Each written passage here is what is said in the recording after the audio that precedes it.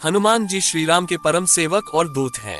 वह उनकी सेवा में निरंतर लगे रहते हैं। जब लक्ष्मण जी के प्राण संकट में थे, तब बजरंगबली द्रोणागिरी पर्वत समेत संजीवनी बूटी लेकर अयोध्या नगरी के ऊपर से वापस लौट रहे थे।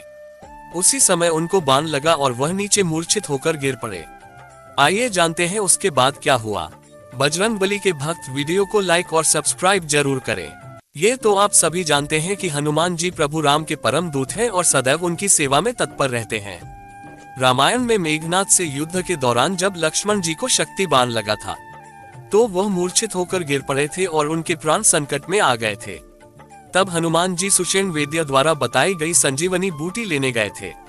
बजरंगबली जब संजीवनी बूटी लेकर लौट रहे थे, तब वह अयोध्या के ऊपर आकाश मार्ग से उड़ते हुए जा रहे थे।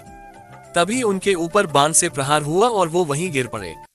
ये बाण उनको क्यों लगा और किसने चलाया था, इस बात का वर्णन रामचरितमानस में तुलसीदास जी ने किया है।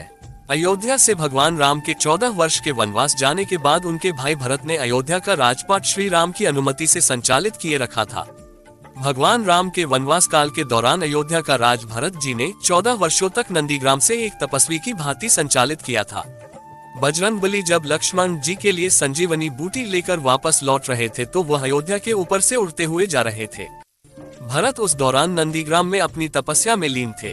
रात का समय होने के कारण दूर से वह स्पष्ट देख न सके और हनुमान जी को राक्षस समझ बैठे। उन्हें संदेह हुआ कि यह कोई राक्षस है जो अयोध्या पर आक्रमण करने की योजना बना रहा है। उन्होंने तुरंत धनुष बाण चला दिया और वह हनुमान जी को जा लगा। इस बात का वर्णन तुलसीदास जी ने रामचरितमानस में किया है। लक्ष्मण जी के बाण लगते ही हनुमान जी अयोध्या स्थित नंदीग्राम में मूर्छित होकर गिर पड़े। जैसे ही वह गिरे, उन्होंने अपने आराध्या श्री राम का नाम लेना शुरू कर दिया। राम का नाम सुनते ही भरत जी को लगा ये राक्षस नहीं बल्कि कोई राम सेवक है। वह हनुमान जी के पास दौड़े चले आए।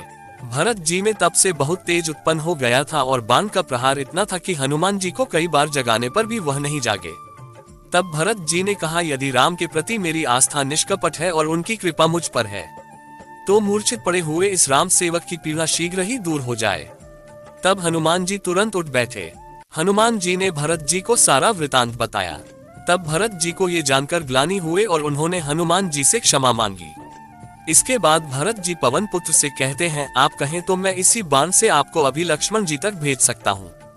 हनुमान जी ने भरत जी की सहायता न लेते हुए उन्हें प्रणाम किया और उनकी अनुमति लेकर वहां से लक्ष्मण जी के पास संजीवनी बूटी का पहाड़ लेकर चल दिए। अयोध्या के लिए जो भक्त दर्शन करने आते हैं, वह भरत कुंड नंदीग्राम अवश्य जाते हैं। नंदीग्राम अयोध्या से लगभग 15 से 20 किलोमीटर की दूरी पर है। ये वही जगह है जहां से भरत जी ने भगवान राम के 14 वर्ष वनवास काल के दौरान अयोध्या का राजपाट उनकी खड़ाओं को सिंहासन पर रखकर चलाया था। भगवान राम जब वनवास से लौटे थे, तो सबसे पहले भरत जी से यहीं मिले थे। यहाँ भरत जी की एक प्राचीन गुफा है और भगवान राम और माँ जानकी का मंदिर भी है। यहाँ जो भी भक्त सच्चे मन से दर्शन करने आते हैं, उनकी सभी मनोकामनाएं पूर्ण हो जाती हैं। लोक मान्यता के अनुसार यहाँ भरत जी ने निरंतर 14 वर्षों तक राम वियोग में तप किया था। आपको ये वीडियो कैसे लगी जरूर बताएगा और कमेंट में जय बजरंगबली जरूर लिखें।